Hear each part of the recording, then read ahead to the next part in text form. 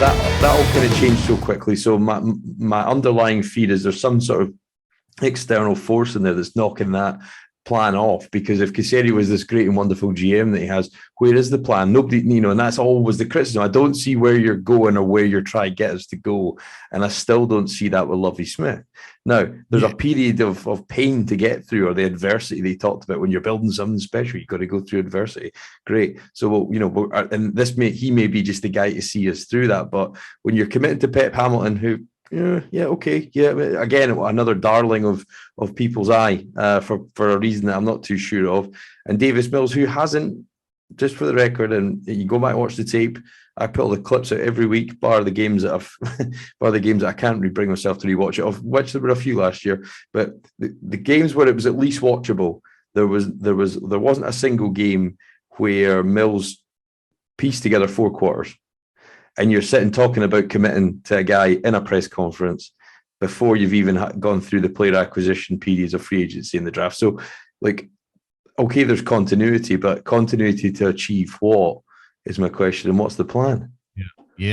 I'll say this, man, and this goes back to another point that I made on Twitter. Like, hey, man, you're talking about the coaching and Davis Mills and like continuity for what and all of that. And well, first of all, I want to say with Nick Caserio, you won't find me be the one until he actually shows it to say that he's some great GM. He's someone who I like to be optimistic about, and just for my own mental health, like to think good things about it and say, hey, I don't agree with this. I don't agree with that. This worries me. This worries me. The fact that, he's a GM and GMs tend to get longer leashes. Like, I just want to kind of let it play out as much as possible, okay? So that's where I am with Nick Caserio, just trying to be as patient as I can, even though I've got my doubts, all right? But when it comes to, like, the Davis Mills thing, Lovie Smith, David Culley, this is the reality right here, all right? And I want everybody to hear this. These are the Texans, all right? These are the Texans. And the Texans have made their bed. They have established this sort of place in the NFL ecosystem as a destination that people aren't necessarily preferring or wanting to go. You don't get the cream of the crop. The best chance you have at getting the cream of the crop is going to be to draft some type of diamond in the rough. You get your first. This is the first time you get a first round pick in three drafts since 2019. The last first round pick you made, I'm pretty sure, was Titus Howard in 2019. Yeah. This is the first time you get to do that since then. There's going to be your opportunity to go get some, top of the line talent or somebody who you really believe in as like a franchise cornerstone player, right? But they made their bed in this, trading away all of their draft capital, disenfranchising their franchise quarterback, who we later found out had some other issues on top of that. Like, and right after you just paid him, guaranteed all of that money, gave him which obviously that's just part of contract, but then also gave him that no trade clause, all the while having this concern within your own like physical therapy staff or whoever it was that noticed that Houston Texans massage tables were vanishing and going off with Deshaun Watson in his own personal business. Like, and so you had some red flags about like why is he getting so many massages? What's going on? Why is he taking our tables? What is that all that about? Like, you had all of that going on. Okay. The Jack Easterby thing. How did I wait this long to get to that? Allowing him to work hand in hand with Bill O'Brien. So you had 2 people in a position to make these high level decisions for your organization, specifically in personnel. Neither one of them qualified or adequate at it. Okay. So these the Texans.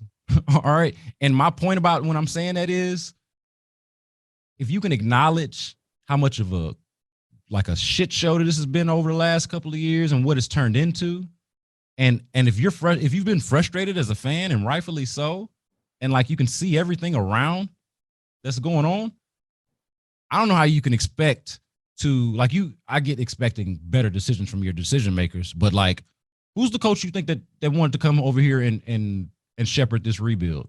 Like, You could have hired Jim Caldwell, presumably. You could have hired Leslie Frazier, presumably. I don't know why you didn't try to hire Lovie Smith, presumably. We agree that the whole David Culley thing never made sense. But like Lovie Smith, for a team that has made this messy of a bed and has been this much of a crap show, Lovie Smith, you're doing pretty good. You're doing pretty good to get Lovie Smith. Because quite honestly, the way that you've done business the last 3 years, as the Texans have, they don't deserve better than Lovie Smith, quite honestly. I'd like to see him get it because I root for him. But they haven't earned that. They've earned a situation that is as tenuous as the one that it is. Davis Mills, damn it, you had a quarterback. You had one. All right. Now, again, I know that the legal stuff complicates everything. But even before that came out, that looked like a guy that didn't want to come back. That didn't want to play here anymore. So, like, I'm not trying to sell you on Davis Mills. I'm just saying, like, this is about what to be expected once you do business the way you have the last couple of years. And we just are not in a position to expect better right now. Now, I think going forward, look, you hold Lovie Smith to a standard. You don't just say, oh, we've sucked. Lovie Smith can suck. Nah, Lovie, you need to come out here and coach, man. You don't get to say, oh, we've sucked all of this time. We're going to suck some more. So don't worry about that first round pick, Nick Caserio. Don't worry about number 3. Nah, Nick, you either need to draft a hell of a player or you need to get, some kind of haul for the number 3 pick, whatever you're going to do with it. There needs to be production from that. Like, I'm not saying don't hold them up to the standard. I'm just saying you don't really get to be like, to kind of look around and wonder, like, man, why don't things look right around here? It's because they haven't been doing things right around there, man. Like, like Lovie Smith in some ways, and we've kind of characterized it here at the radio station as that Lovie Smith is doing them a favor, bailing them out of the whole race thing, and also bailing them out of the hiring an unqualified coach thing, right? Well, you're lucky to have Lovie Smith at this point for as bad as you've done business. Like, you hired David Culley, instant shot at your credibility, instant. Like, what? What are y'all doing over there? I know a lot of people in the league like David Culley, but nobody thought he was supposed to be a head coach. So it's an issue of credibility and like preparation up to this moment. Everything that you've done up to now would indicate, you're going to have to make something out of some scraps. I thought you made a really good point about last year being a waste of time. We totally agree. I think it's still to be determined. I'm not quite there with you yet on this year being a waste of time. I think they can actually make the progress this year that they could have and should have tried to make last year. Under whatever, like real coach that they would have hired. Yeah. But like, if you look at logically where Nick Caserio is right now, you've hired as a GM, your first ever head coach who was not fit for purpose. You've now had a botched process, arguably. You can spin it any way you want. I spoke to loads of different people. I only give out certain information due to league requirements. And you've hired a guy who was already in your building and has not had a winning season as a head coach for a long time. So when you add all those factors together, when you think of all the wasted capital we're going to have to endure this year, the only way out of this, as I said earlier, is if Caserio has pretty much a 60-75% hit on his draft picks, and particularly the ones at the top, which nobody does.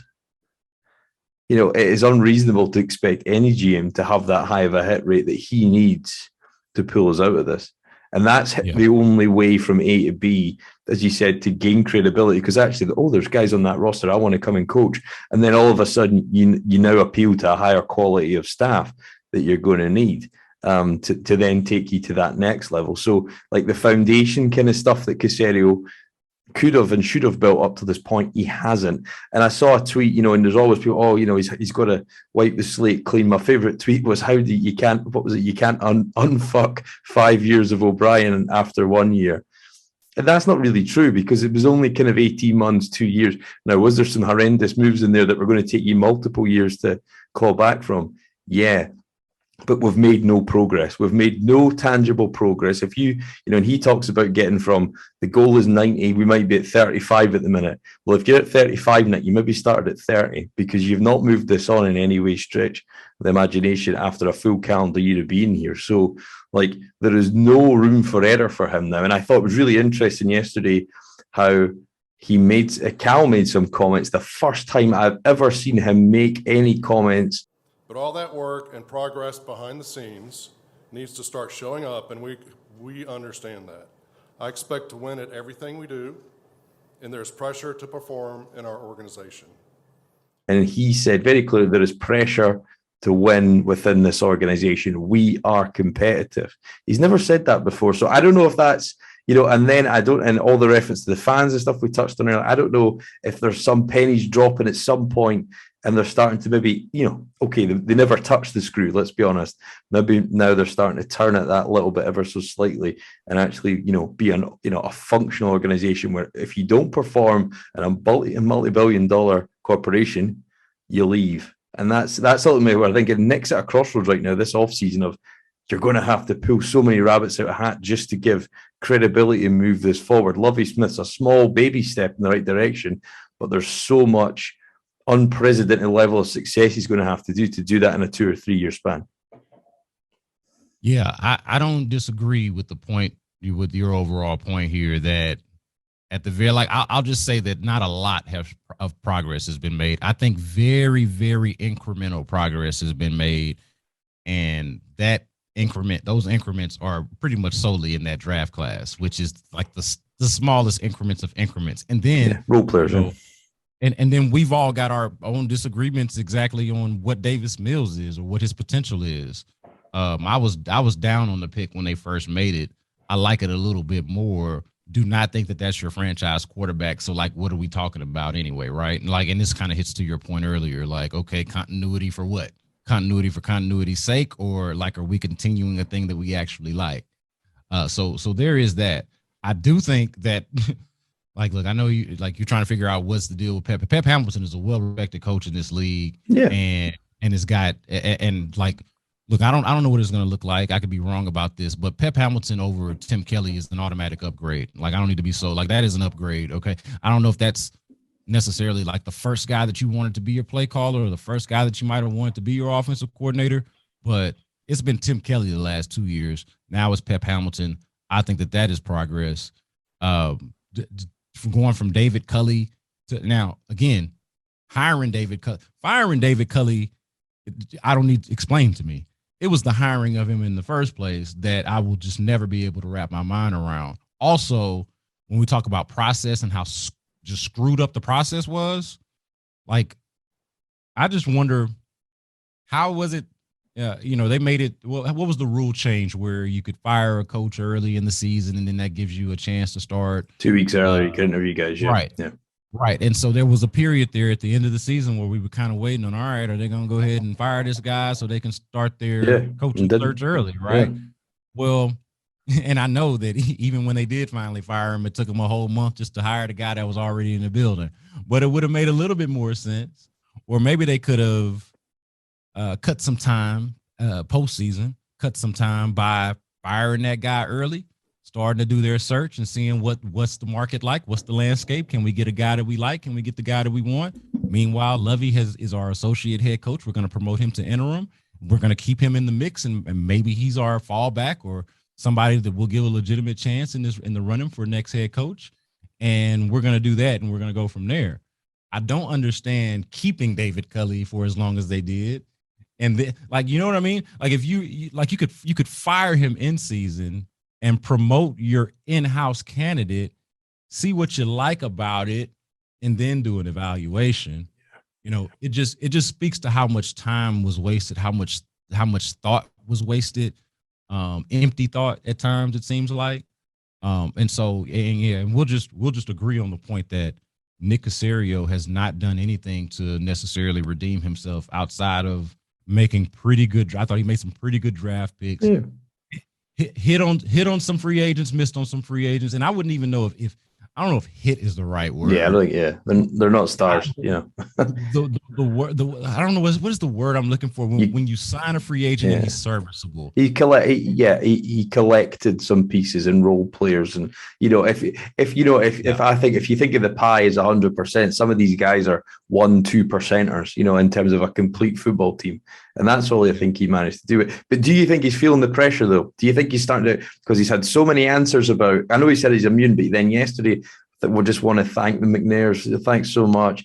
And Cal's saying we're accountable. Do you think he feels it at all? That's probably my biggest worry. He doesn't. That he does. Yeah. That's got to that I would say is my biggest concern right now, is that he doesn't actually feel the pressure, that perhaps given the relationships that allowed him to be here, or that brought him here, I should say, not allowed him to be here, but the relationships that brought him here, namely Jack Easterby, that as long as those relationships are intact, man, I'm honestly not sure. Like I've said this as well. Like, what are they evaluated by?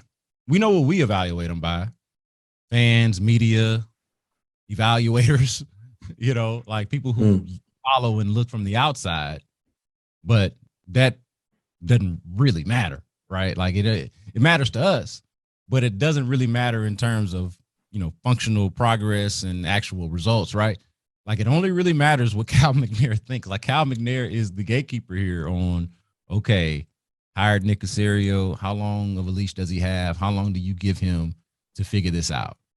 And I don't know the answer to that, man. I know that the relationships there between those guys, namely Jack Easterby, who just does a marvelous job of making people feel, like giving them the feels. And so when you are operating off of feeling and emotion and passion and relationships, logic is somewhat secondary. Logic, or it can be, logic and reason can be sort of on the back burner or somewhat muddied along with it all, so you're using some logic, but then you lean on, your faith or your relationship or whatever it is. Man, I do not know. I don't know what Jack Easterby is evaluated by. I don't, because like, what would Jack Easterby have to do to lose his job? I can't tell you. And therefore, with Nick Caserio, you know what I mean? Like, outside of something that I don't think is going to happen, like outside of like a crime or a felony, which we don't wish that on anybody. Like, outside of something obvious, what do those guys got to do to get fired? And again, they're not going to do those things. So, like, what within the football structure would they have to do? I don't know. I really don't. And I think that perhaps is the biggest thing to be concerned about, or a very, very valid concern for Texans fans who are like, okay, whether I believe in this guy or not, whether I'm going to try to be optimistic about this regime or not, I would at least like to know at what point do we pull the plug. I would at least like to know that we've got an owner who will stand with his back straight and speak with some bass in his voice and say, hey, enough is enough. Enough of this shit, man. He couldn't even get out the first sentence yesterday without mumbling it. I don't know if you noticed that, but I tried to clip it for the intro, and he couldn't even get the first sentence out.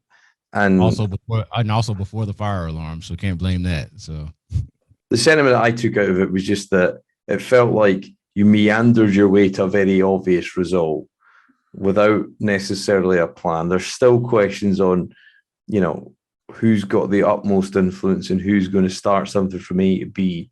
And, and I just don't understand for a second, right? If you had people, and whether it's true or not, we'll never quite know, but when you went through the cycle last year, you could almost argue the pool of candidates that they managed to speak to, or even the names they were linked to, Joe Brady, Eberflus, Brandon Staley, were all names that they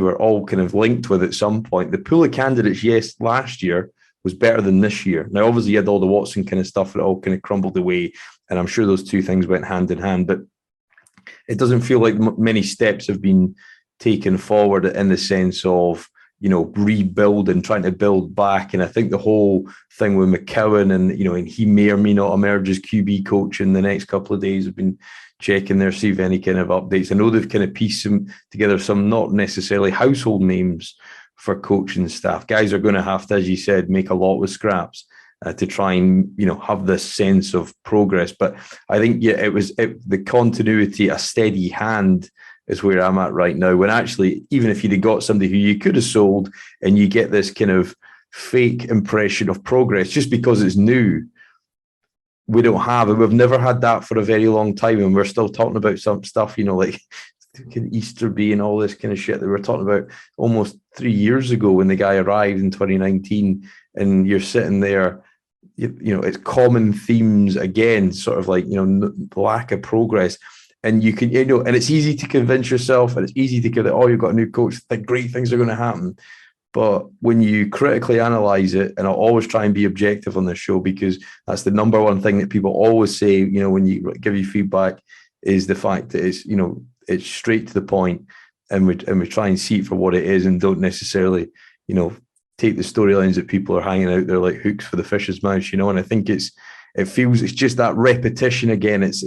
It's small iterative changes, but there's no big strides forward. And we need 50 strides forward to even get to the playoffs, So when we're just taking a couple of baby steps every off season, how long do this perpetual cycle continue? Because that's the point. Does he feel the pressure? I don't think he does. I think you're right, Brandon. But it's like, well, at what point does the pressure come, or what point does the change occur? Because what's the view now? With where do you see the next 3 to 5 years with Pep Hamilton, with Lovie Smith? Do you expect these guys to be here, or do you think somebody's going to have to blow it up? Because I don't know if we've got anybody to blow it up. I have not ruled out the possibility that they can do a good job. I think that let's go with Lovie first. As a head coach, mixed bag, right? Had some success. You illustrated this earlier. Had some success, had some not so success. I don't even count Illinois personally. I just look at the NFL and look at, hey, he was really good in Chicago for the most part. Tampa, not so much, even though they were making progress. I thought they just kind of pulled the plug on that early. Like, it wasn't good, but they only gave the guy 2 years. And I think, quite honestly, what happened to Lovie Smith in Tampa is part of what Brian Flores is trying to illustrate, the shorter leashes that black coaches get. Yep. And I don't think that can be totally discounted, just sort of in the overall larger conversation. But like, moving past that, I think that he could actually be a serviceable head coach. It's nothing to get excited about.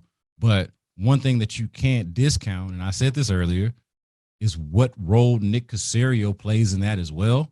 I think whoever your coach was going to be, from Lovie, Josh McCown, Jonathan Gannon, was always going to be somebody that was built somewhat in the image of, and less of a yes man, and kind of guy of that David Culley was, less of a puppet, right? Not that, but only somebody who could be built in the image of Nick Caserio, in the sense that, hey, this is sort of the theme of what we want to do. This is how we want to go about it. Like, I'm going to have a tough time evaluating the coach without evaluating Nick Caserio at the same exact time. I think he's that involved in the overall coaching. We go to practices, he's on the field. We go to the game, he's in the box. I've seen him wear a sports jacket now twice, which was yesterday, Tuesday, and the introductory press conference on Zoom. The guy wears windbreakers and visors and is in the mix of coaching. So, like, to me, you talk about the leash and accountability, like, that all needs to be a part of it. Like, not just the player acquisition stuff, but the actual coaching itself. Nick Caserio needs to be evaluated with that as well, I firmly believe. Pep Hamilton as a play caller, man, can it get worse?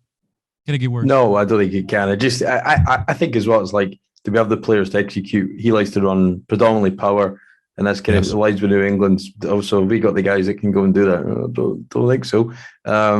They've got to fix that. Like, if they don't get no guards in here, forget. If they don't get some interior offensive linemen in here, I don't know what the hell we're talking about anyway. Yeah. Go ahead. Yeah. The game. No, you're right. The game becomes so. I think it's like that. So I think it's like they're basically, okay, maybe they're starting from scratch instead of from minus this year, and then okay, we can build something. And you're right. I mean, is there a bad team can win 6, 7, 8 games? No doubt about it. Like, that happens. It will continue to happen. You can get a very average team with some unbelievable transcendent talent on it all the way to the Super Bowl. We're about to watch that on Sunday night.